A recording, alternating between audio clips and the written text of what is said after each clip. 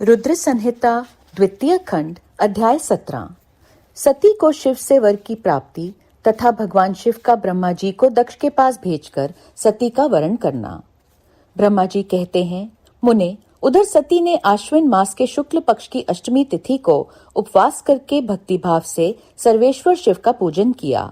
इस प्रकार नंदा व्रत पूर्ण होने पर नवमी तिथि को दिन में ध्यान मग्न हुई सती को भगवान शिव ने प्रत्यक्ष दर्शन दिया। उनका श्री विग्रह सर्वांग सुंदर एवं गौरव वर्ण का था। उनके 5 मुख थे और प्रत्येक मुख में 3-3 नेत्र थे। भाल देश में चंद्रमा शोभा दे रहा था। उनका चित्त प्रसन्न था और कंठ में नील चिन्ह दृष्टिगोचर होता था। उनके 4 भुजाएं थी। उन्होंने हाथों में त्रिशूल, ब्रह्म कपाल, वर तथा अभय धारण कर रखे थे। भस्ममय अंगराग से उनका सारा शरीर उद्भसित हो रहा था। गंगा जी उनके मस्तक की शोभा बढ़ा रही थी। उनके सभी अंग बड़े मनोहर थे। वे महान लावण्य के धाम जान पड़ते थे। उनके मुख करोड़ों चंद्रमाओं के समान प्रकाशमान एवं आह्लादजनक थे। उनकी अंग कांति करोड़ों कामदेवों को तिरस्कृत कर रही थी तथा उनकी आकृति स्त्रियों के लिए सर्वथा ही प्रिय थी। सती ने ऐसे सौंदर्य माधुर्य से युक्त प्रभु महादेव जी को प्रत्यक्ष देखकर उनके चरणों की वंदना की। उस समय उनका मुख लज्जा से झुका हुआ था। तपस्या के पुंज का फल प्रदान करने वाले महादेव जी उन्हीं के लिए कठोर व्रत धारण करने वाली सती को पत्नी बनाने के लिए प्राप्त करने की इच्छा रखते हुए भी उनसे इस प्रकार बोले। महादेव जी ने कहा, उत्तम व्रत का पालन करने वाली दक्ष नंदिनी, मैं तुम्हारे इस व्रत से बहुत प्रसन्न हूँ। इसलिए कोई वर मांगो। तुम्हारे मन को जो अभीष्ट होगा वही वर मैं तुम्हें दूंगा। ब्रह्मा जी कहते हैं, मुने, जगदीश्वर महादेव जी यद्यपि सती के मनोभाव को जानते थे तो भी उनकी बात सुनने के लिए बोले, कोई वर मांगो। परंतु सती लज्जा के अधीन हो गई थी, इसलिए उनके हृदय में जो बात थी उसे वे स्पष्ट शब्दों में कह न सकीं। उनका जो अभीष्ट मनोरथ था वह लज्जा से आच्छादित हो गया। प्राण वल्लभ शिव का प्रिय वचन सुनकर सती अत्यंत प्रेम में मग्न हो गईं। इस बात को जानकर भक्त वत्सल भगवान शंकर बड़े प्रसन्न हुए और शीघ्रता पूर्वक बारंबार कहने लगे, वर मांगो, वर मांगो। सत्पुरुषों के आश्रयभूत अंतर्यामी शंभु सती की भक्ति के वशीभूत हो गए थे। तब सती ने अपनी लज्जा को रोककर महादेव जी से कहा, वर देने वाले प्रभु, मुझे मेरी इच्छा के अनुसार ऐसा वर दीजिए जो टल न सके। भक्त वत्सल भगवान शंकर ने देखा सती अपनी बात पूरी नहीं कह पा रही हैं, तब वे स्वयं ही उनसे बोले, देवी, तुम मेरी भार्या हो जाओ। अपने अभीष्ट फल को प्रकट करने वाले उनके इस वचन को सुनकर आनंद मग्न हुई सती चुपचाप खड़ी रह गई, क्योंकि वे मनोवांछित वर पा चुकी थीं। फिर दक्ष कन्या प्रसन्न हो दोनों हाथ जोड़ मस्तक झुका भक्त वत्सल भगवान शिव से बारंबार कहने लगी। सती बोली, देवादिदेव महादेव, प्रभु, जगतपते, आप मेरे पिता को कहकर वैवाहिक विधि से मेरा पाणी ग्रहण करें। ब्रह्म जी कहते हैं, नारद, सती की यह बात सुनकर भक्त वत्सल महेश्वर ने प्रेम से उनकी ओर देखकर कहा, प्रिय, ऐसा ही होगा। तब दक्ष कन्या सती भी भगवान शिव को प्रणाम करके भक्ति पूर्वक विदा मांग जाने की आज्ञा प्राप्त करके मोह और आनंद से युक्त हो माता के पास लौट गईं। इधर भगवान शिव भी हिमालय पर अपने आश्रम में प्रवेश करके दक्ष कन्या सती के वियोग से कुछ कष्ट का अनुभव करते हुए उन्हीं का चिंतन करने लगे। देवर्षे, फिर मन को एकाग्र करके लौकिक गति का आश्रय ले भगवान शंकर ने मन ही मन मेरा स्मरण किया। त्रिशूलधारी महेश्वर के स्मरण करने पर उनकी सिद्धि से प्रेरित हो मैं तुरंत ही उनके सामने जा खड़ा हुआ। तात, हिमालय के शिखर पर जहाँ सती के वियोग का अनुभव करने वाले महादेव जी विद्यमान थे, वहीं मैं सरस्वती के साथ उपस्थित हो गया। देवर्षे, सरस्वती सहित मुझे आया देख सती के प्रेम पाश में बंधे हुए शिव उत्सुकता पूर्वक बोले। शंभु ने कहा, ब्रह्मा, मैं जब से विवाह के कार्य में स्वार्थ बुद्धि कर बैठा हूँ, तब से अब मुझे इस स्वार्थ में ही स्वत्व सा प्रतीत होता है। दक्ष कन्या सती ने बड़ी भक्ति से मेरी आराधना की है। उसके नंदा व्रत के प्रभाव से मैंने उसे अभीष्ट वर देने की घोषणा की। ब्रह्मा, तब उसने मुझसे यह वर मांगा कि आप मेरे पति हो जाइए। यह सुनकर सर्वथा संतुष्ट हो मैंने भी कह दिया कि तुम मेरी पत्नी हो जाओ। तब दाक्षायणी सती मुझसे बोली, जगतपते, आप मेरे पिता को सूचित करके वैवाहिक विधि से मुझे ग्रहण करें। ब्रह्मा, उसकी भक्ति से संतोष होने के कारण मैंने उसका वह अनुरोध भी स्वीकार कर लिया। विधाता, तब सती अपनी माता के घर चली गई और मैं यहाँ चला आया। इसलिए अब तुम मेरी आज्ञा से दक्ष के घर जाओ और ऐसा यत्न करो जिससे प्रजापति दक्ष शीघ्र ही मुझे अपनी कन्या का दान कर दें। उनके इस प्रकार आज्ञा देने पर मैं कृतकृत्य और प्रसन्न हो गया तथा उन भक्तवत्सल विश्वनाथ से इस प्रकार बोला। मुझ ब्रह्मा ने कहा, भगवन शंभु, आपने जो कुछ कहा है उस पर भली भांति विचार करके हम लोगों ने पहले ही उसे सुनिश्चित कर दिया है। वृषभ ध्वज, इसमें मुख्यतः देवताओं का और मेरा भी स्वार्थ है। दक्ष स्वयं ही आपको अपनी पुत्री प्रदान करेंगे, किंतु आपकी आज्ञा से मैं भी उनके सामने आपका संदेश कह दूंगा। सर्वेश्वर महाप्रभु महादेव जी से ऐसा कहकर मैं अत्यंत वेगशाली रथ के द्वारा दक्ष के घर जा पहुंचा। नारद जी ने पूछा, वक्ताओं में श्रेष्ठ महाभाग विधाता, बताइए, जब सती घर पर लौटकर आईं, तब दक्ष ने उनके लिए क्या किया? ब्रह्मा जी ने कहा, तपस्या करके मनोवांछित वर पाकर सती जब घर को लौट गईं, तब वहां उन्होंने माता पिता को प्रणाम किया। सती ने अपनी सखी के द्वारा माता पिता को तपस्या संबंधी सब समाचार कहलवाया। सखी ने यह भी सूचित किया कि सती को महेश्वर से वर की प्राप्ति हुई है। वे सती की भक्ति से बहुत संतुष्ट हुए हैं। सखी के मुंह से सारा वृतांत सुनकर माता पिता को बड़ा आनंद प्राप्त हुआ और उन्होंने महान उत्सव किया। उदार चेता दक्ष और महामनस्विनी वीरिणी ने ब्राह्मणों को उनकी इच्छा के अनुसार द्रव्य दिया तथा अन्यान्य अंधों और दीनों को भी धन बांटा। प्रसन्नता बढ़ाने वाली अपनी पुत्री को हृदय से लगाकर माता वीरिणी ने उसका मस्तक सूंघा और आनंद मग्न होकर उसकी बारंबार प्रशंसा की। तदनंतर कुछ काल व्यतीत होने पर धर्मज्ञों में श्रेष्ठ दक्ष इस चिंता में पड़े कि मैं अपनी इस पुत्री का विवाह भगवान शंकर के साथ किस तरह करूं? महादेव जी प्रसन्न होकर आए थे, पर वे तो चले गए। अब मेरी पुत्री के लिए वे फिर कैसे यहाँ आएंगे? यदि किसी को शीघ्र ही भगवान शिव के निकट भेजा जाए तो यह भी उचित नहीं जान पड़ता, क्योंकि यदि वे इस तरह अनुरोध करने पर भी मेरी पुत्री को ग्रहण ना करें तो मेरी याचना निष्फल हो जाएगी। इस प्रकार की चिंता में पड़े हुए प्रजापति दक्ष के सामने मैं सरस्वती के साथ सहसा उपस्थित हुआ। मुझ पिता को आया देख दक्ष प्रणाम करके विनीत भाव से खड़े हो गए। उन्होंने मुझ स्वयंभू को यथा योग्य आसन दिया। तदनंतर दक्ष ने जब मेरे आने का कारण पूछा, तब मैंने सब बातें बताकर उनसे कहा, प्रजापते, भगवान शंकर ने तुम्हारी पुत्री को प्राप्त करने के लिए निश्चय ही मुझे तुम्हारे पास भेजा है। इस विषय में जो श्रेष्ठ कृत्य हो उसका निश्चय करो। जैसी सती ने नाना प्रकार के भावों से तथा सात्विक व्रत के द्वारा भगवान शिव की आराधना की है, उसी तरह वे भी सती की आराधना करते हैं। इसलिए दक्ष, भगवान शिव के लिए ही संकल्पित एवं प्रकट हुई अपनी इस पुत्री को तुम अविलंब उनकी सेवा में सौंप दो। इससे तुम कृतकृत्य हो जाओगे।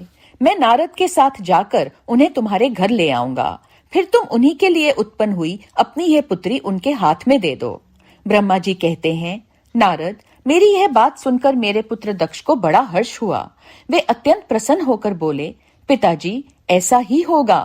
मुने, तब मैं अत्यंत हर्षित हो वहां से उस स्थान को लौटा जहां लोक कल्याण में तत्पर रहने वाले भगवान शिव बड़ी उत्सुकता से मेरी प्रतीक्षा कर रहे थे। नारद, मेरे लौट आने पर स्त्री और पुत्री सहित प्रजापति दक्ष भी पूर्ण काम हो गए। वे इतने संतुष्ट हुए मानो अमृत पीकर अघा गए हों। रुद्र संहिता द्वितीय खंड अध्याय 18। ब्रह्मा जी से दक्ष की अनुमति पाकर देवताओं और मुनियों सहित भगवान शिव का दक्ष के घर जाना, दक्ष द्वारा सबका सत्कार तथा सती और शिव का विवाह। ब्रह्मा जी कहते हैं, नारद, तदनंतर मैं हिमालय के कैलाश शिखर पर रहने वाले परमेश्वर महादेव शिव को लाने के लिए प्रसन्नता पूर्वक उनके पास गया और उनसे इस प्रकार बोला, वृषभ ध्वज, सती के लिए मेरे पुक्ष दक्ष ने जो बात कही है उसे सुनिए और जिस कार्य को वे अपने लिए असाध्य मानते थे उसे सिद्ध हुआ ही समझिए। दक्ष ने कहा है कि मैं अपनी पुत्री भगवान शिव के ही हाथ में दूंगा, क्योंकि उन्हीं के लिए यह उत्पन्न हुई है। शिव के साथ सती का विवाह हो, यह कार्य तो मुझे स्वतः ही अभीष्ट है। फिर आपके भी कहने से इसका महत्व और अधिक बढ़ गया। मेरी पुत्री ने स्वयं इसी उद्देश्य से भगवान शिव की आराधना की है और इस समय शिवजी भी मुझसे इसी के विषय में अन्वेषण पूछताछ कर रहे हैं, इसलिए मुझे अपनी कन्या अवश्य ही भगवान शिव के हाथ में देनी है। विधाता, वे भगवान शंकर शुभ लग्न और शुभ मुहूर्त में यहाँ पधारें। उस समय मैं उन्हें शिक्षा के तौर पर अपनी यह पुत्री दे दूंगा। वृषभध्वज, मुझसे दक्ष ने ऐसी बात कही है, अतः आप शुभ मुहूर्त में उनके घर चलिए और सती को ले आइए। मुने, मेरी यह बात सुनकर भक्त वत्सल रुद्र लौकिक गति का आश्रय ले हंसते हुए मुझसे बोले, संसार की सृष्टि करने वाले ब्रह्मा जी, मैं तुम्हारे और नारद के साथ ही दक्ष के घर चलूंगा, अतः नारद का स्मरण करो। अपने मरीचि आदि मानस पुत्रों को भी बुला लो। विधे, मैं उन सबके साथ दक्ष के निवास स्थान पर चलूंगा, मेरे पार्षद भी मेरे साथ रहेंगे। नारद, लोकाचार के निर्वाह में लगे हुए भगवान शिव के इस प्रकार आज्ञा देने पर मैंने तुम्हारा और मरीचि आदि पुत्रों का भी स्मरण किया। मेरे याद करते ही तुम्हारे साथ मेरे सभी मानस पुत्र मन में आदर की भावना लिए शीघ्र ही वहां आ पहुंचे। उस समय तुम सब लोग हर्ष से उत्फुल्ल हो रहे थे। फिर रुद्र के स्मरण करने पर शिव भक्तों के सम्राट भगवान विष्णु भी अपने सैनिकों तथा कमला देवी के साथ गरुड़ पर आरूढ़ हो तुरंत वहां आ गए। तदनंतर चैत्र मास के शुक्ल पक्ष की त्रयोदशी तिथि में रविवार को पूर्वा फाल्गुनी नक्षत्र में मुझ ब्रह्मा और विष्णु आदि समस्त देवताओं के साथ महेश्वर ने विवाह के लिए यात्रा की। मार्ग में उन देवताओं और ऋषियों के साथ यात्रा करते हुए भगवान शंकर बड़ी शोभा पा रहे थे। वहां जाते हुए देवताओं, मुनियों तथा आनंद मग्न मन वाले प्रमथ गणों का रास्ते में बड़ा उत्सव हो रहा था। भगवान शिव की इच्छा से वृषभ, व्याघ्र, सर्प, जटा और चंद्रकला आदि सबके सब उनके लिए यथा योग्य आभूषण बन गए। तदनंतर वेग से चलने वाले बलवान बलिवर्द नंदिकेश्वर पर आरूढ़ हुए महादेव जी श्री विष्णु आदि देवताओं के साथ लिए क्षण भर में प्रसन्नता पूर्वक दक्ष के घर पहुंचे। यहाँ विनीत चित्त वाले प्रजापति दक्ष समस्त आत्मीय जनों के साथ भगवान शिव की अगवानी के लिए उनके सामने आए। उस समय उनके समस्त अंगों में हर्ष जनित रोमांच हो रहा था। स्वयं दक्ष ने अपने द्वार पर आए हुए समस्त देवताओं का सत्कार किया। वे सब लोग सुरश्रेष्ठ शिव को बिठाकर उनके पार्श्व भाग में स्वयं भी मुनियों के साथ क्रमशः बैठ गए। इसके बाद दक्ष ने मुनियों सहित समस्त देवताओं की परिक्रमा की और उन सबके साथ भगवान शिव को घर के भीतर ले आए। उस समय दक्ष के मन में बड़ी प्रसन्नता थी।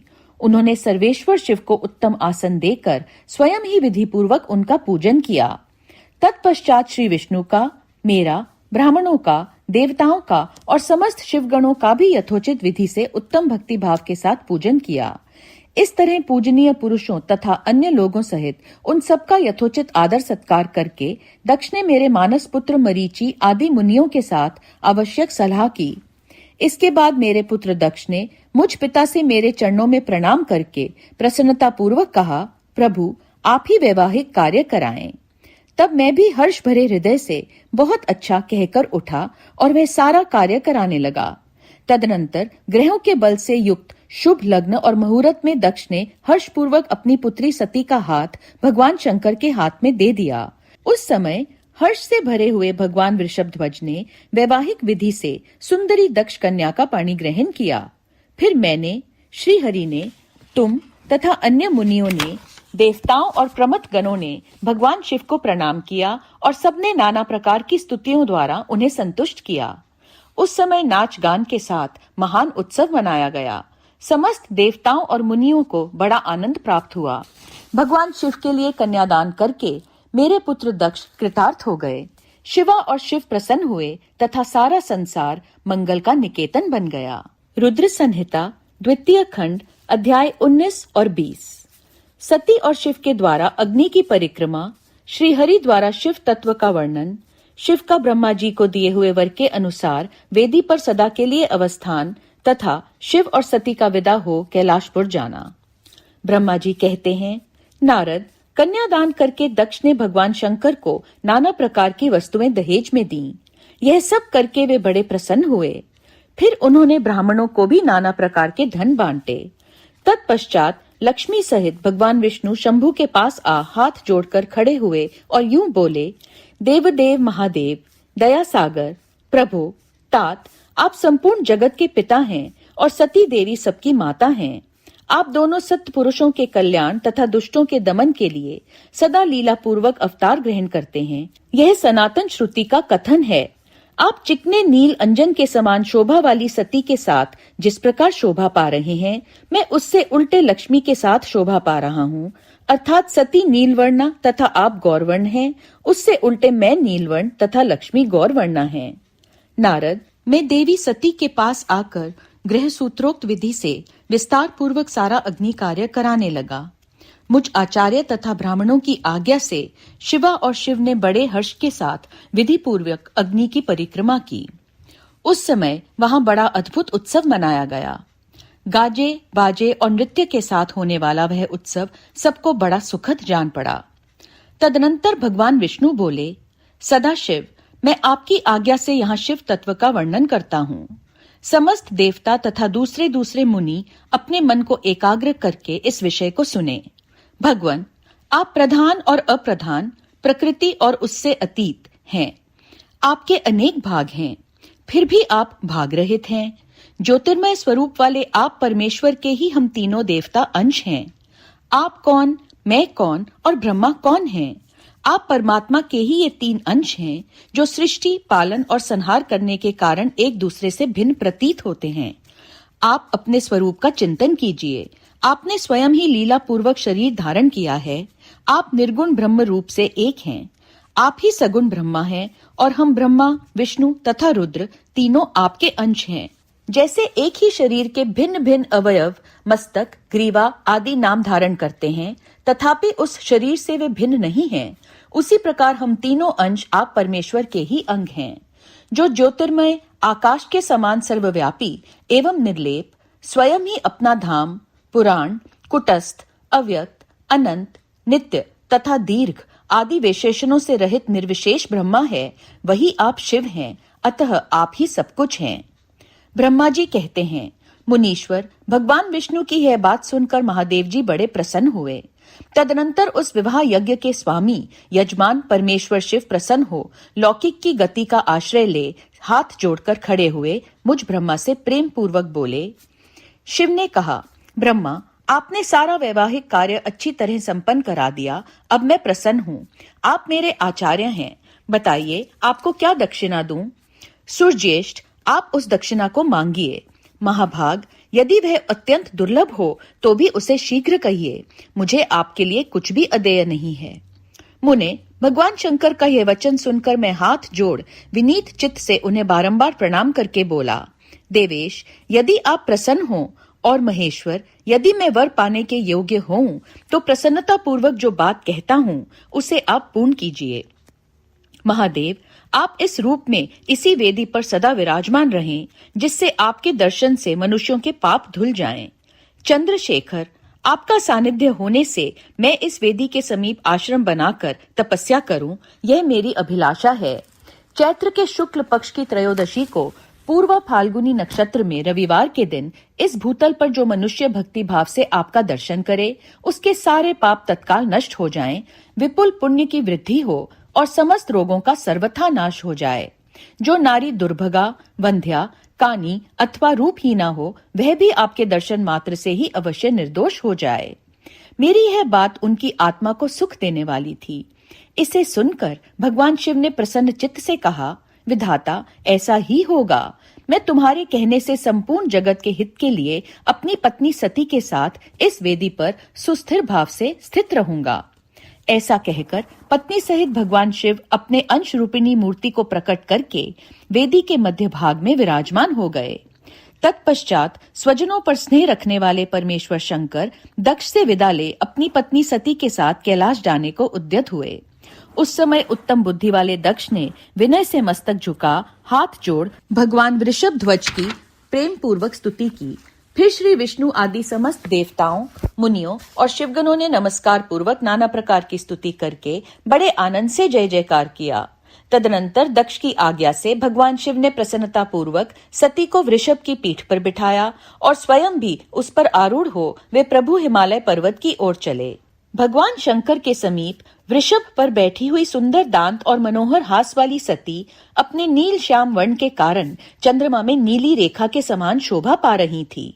उस समय उन नव दंपत्ति की शोभा देख श्री विष्णु आदि समस्त देवता, मरीचि आदि महर्षि तथा दूसरे लोग ठगे से रह गए, हिल डुल भी न सके तथा दक्ष भी मोहित हो गए।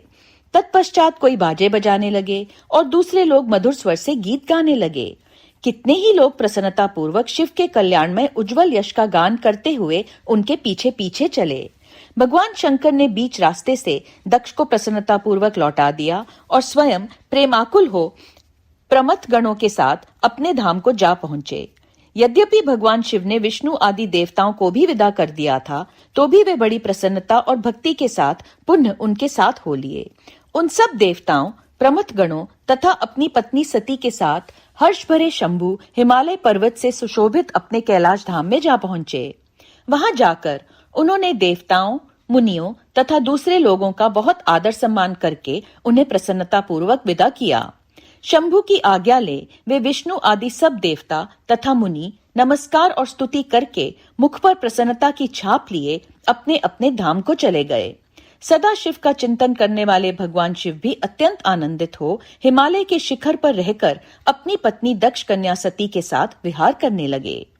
सूत जी कहते हैं, मुनियों, पूर्व काल में स्वयंभव मनवंतर में भगवान शंकर और सती का जिस प्रकार विवाह हुआ, वह सारा प्रसंग मैंने तुमसे कह दिया। जो विवाह काल में, यज्ञ में अथवा किसी भी शुभ कार्य के आरंभ में भगवान शंकर की पूजा करके शांति चित्त से इस कथा को सुनता है, उसका सारा कर्म तथा वैवाहिक आयोजन बिना किसी विघ्न बाधा के पूर्ण होता है और दूसरे शुभ कर्म भी सदा निर्विघ्न पूर्ण होते हैं। इस शुभ उपाख्यान को प्रेम पूर्वक सुनकर विवाहित होने वाली कन्या भी सुख, सौभाग्य, सुशीलता और सदाचार आदि सद्गुणों से संपन्न साध्वी स्त्री तथा पुत्रवती होती है। रुद्र संहिता द्वितीय खंड अध्याय 21, 22, 23। सती का प्रश्न तथा उसके उत्तर में भगवान शिव द्वारा ज्ञान एवं नवदा भक्ति के स्वरूप का विवेचन। कैलाश तथा हिमालय पर्वत पर श्री शिव और सती के विविध विहारों का विस्तार पूर्वक वर्णन करने के पश्चात ब्रह्मा जी ने कहा, मुने, एक दिन की बात है, देवी सती एकांत में भगवान शंकर से मिली और उन्हें भक्ति पूर्वक प्रणाम करके दोनों हाथ जोड़ खड़ी हो गईं। प्रभु शंकर को पूर्ण प्रसन्न जान नमस्कार करके विनीत भाव से खड़ी हुई दक्ष कुमारी सती भक्ति भाव से अंजलि बांधे बोली। सती ने कहा, देव देव महादेव, करुणा सागर, प्रभु, दीनोद्धार परायण, महायोगिन, मुझ पर कृपा कीजिए। आप परम पुरुष हैं, सबके स्वामी हैं, रजोगुण, सत्वगुण और तमोगुण से परे हैं, निर्गुण भी हैं, सगुण भी हैं, सबके साक्षी, निर्विकार और महाप्रभु हैं। हर, मैं धन्य हूँ जो आपकी कामिनी और आपके साथ सुंदर विहार करने वाली आपकी प्रिया हुई। स्वामिन, आप अपनी भक्त वत्सलता से ही प्रेरित होकर मेरे पति हुए हैं। नाथ, मैंने बहुत वर्षों तक आपके साथ विहार किया है। महेशान, इससे मैं बहुत संतुष्ट हुई हूँ और अब मेरा मन उधर से हट गया है। देवेश्वर हर, अब तो मैं उस परम तत्व का ज्ञान प्राप्त करना चाहती हूँ जो निरतिशय सुख प्रदान करने वाला है तथा जिसके द्वारा जीव संसार दुख से अनायास ही उद्धार पा सकता है। नाथ, जिस कर्म का अनुष्ठान करके विषयी जीव भी परम पद को प्राप्त कर ले और संसार बंधन में ना बंधे, उसे आप बताइए, मुझ पर कृपा कीजिए। ब्रह्मा जी कहते हैं, मुने, इस प्रकार आदि शक्ति महेश्वरी सती ने केवल जीवों के उद्धार के लिए जब उत्तम भक्ति भाव के साथ भगवान शंकर से प्रश्न किया, तब उनके उस प्रश्न को सुनकर स्वेच्छा से शरीर धारण करने वाले तथा योग के द्वारा भोग से विरक्त चित्त वाले स्वामी शिव ने अत्यंत प्रसन्न होकर सती से इस प्रकार कहा। शिव बोले, देवी, दक्ष नंदिनी, महेश्वरी, सुनो, मैं उसी परम तत्व का वर्णन करता हूँ जिससे वासना बद्ध जीव तत्काल मुक्त हो सकता है। परमेश्वरी, तुम विज्ञान को परम तत्व जानो। विज्ञान वह है जिसके उदय होने पर मैं ब्रह्मा हूँ ऐसा दृढ़ निश्चय हो जाता है।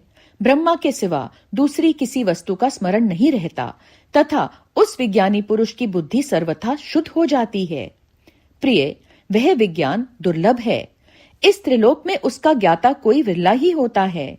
वह जो और जैसा भी है सदा मेरा स्वरूप ही है, साक्षात परात्पर ब्रह्मा है। उस विज्ञान की माता है मेरी भक्ति, जो भोग और मोक्ष रूप फल प्रदान करने वाली है। वह मेरी कृपा से सुलभ होती है। भक्ति 9 प्रकार की बताई गई है। सती, भक्ति और ज्ञान में कोई भेद नहीं है। भक्त और ज्ञानी दोनों को ही सदा सुख प्राप्त होता है। जो भक्ति का विरोधी है उसे ज्ञान की प्राप्ति नहीं होती। देवी, मैं सदा भक्त के अधीन रहता हूँ और भक्ति के प्रभाव से जातिहीन नीच मनुष्यों के घरों में भी चला जाता हूँ, इसमें संशय नहीं है। सती, वह भक्ति 2 प्रकार की है, सगुणा और निर्गुणा। जो वैधि शास्त्र विधि से प्रेरित और स्वाभाविक की हृदय के सहज अनुराग से प्रेरित भक्ति होती है, वह श्रेष्ठ है, तथा इससे भिन्न जो कामना मूलक भक्ति होती है वह निम्न कोटि की मानी गई है। पूर्वोक्त सगुणा और निर्गुणा ये दोनों प्रकार की भक्तियां नैष्ठी की और अनैष्ठी की भेद से 2 भेद वाली हो जाती हैं। नैष्ठी की भक्ति 6 प्रकार की जाननी चाहिए और अनैष्ठी की एक ही प्रकार की कही गई है। विद्वान पुरुष विहिता और अविहिता आदि भेद से उसे अनेक प्रकार की मानते हैं। इन द्विविध भक्तियों के बहुत से भेद प्रभेद होने के कारण इनके तत्व का अन्यत्र वर्णन किया गया है।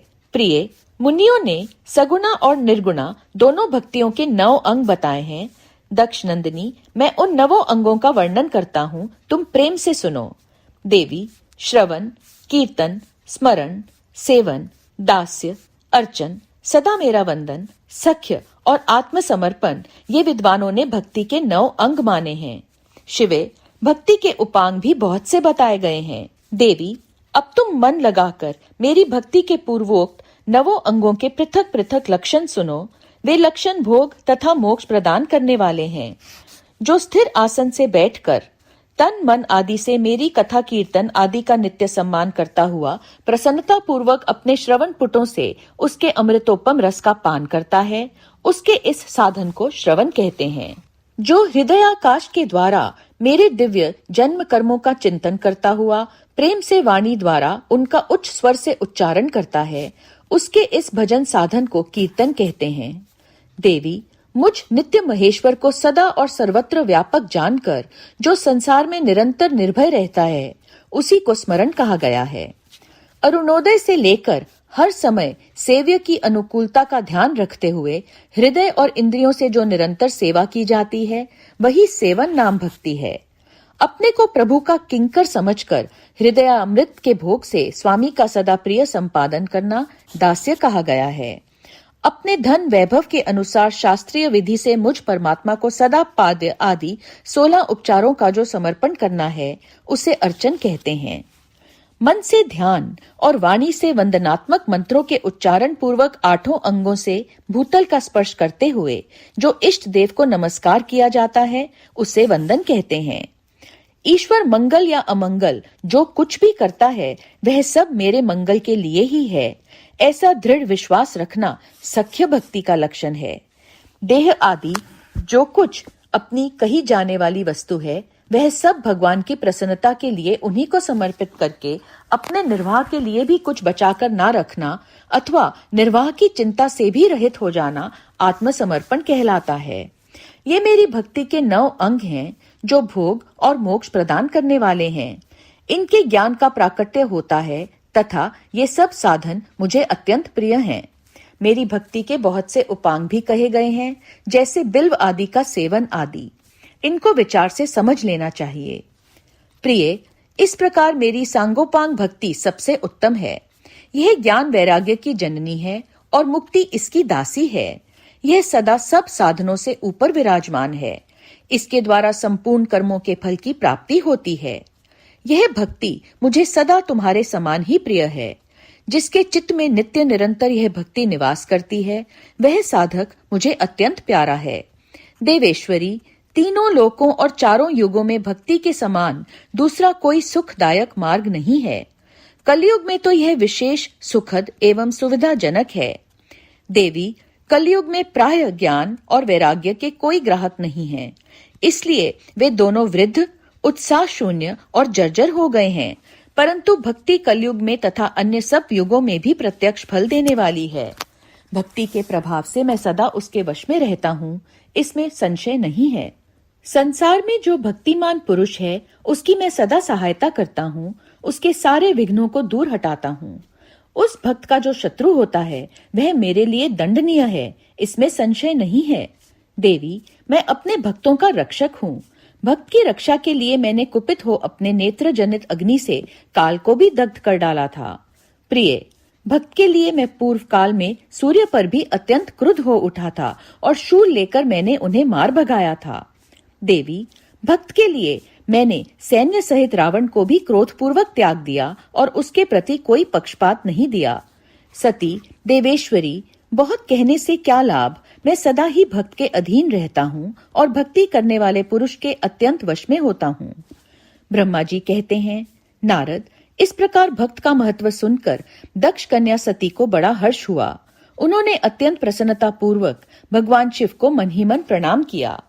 मुने, सती देवी ने पुनः भक्ति कांड विषयक शास्त्र के विषय में भक्ति पूर्वक पूछा।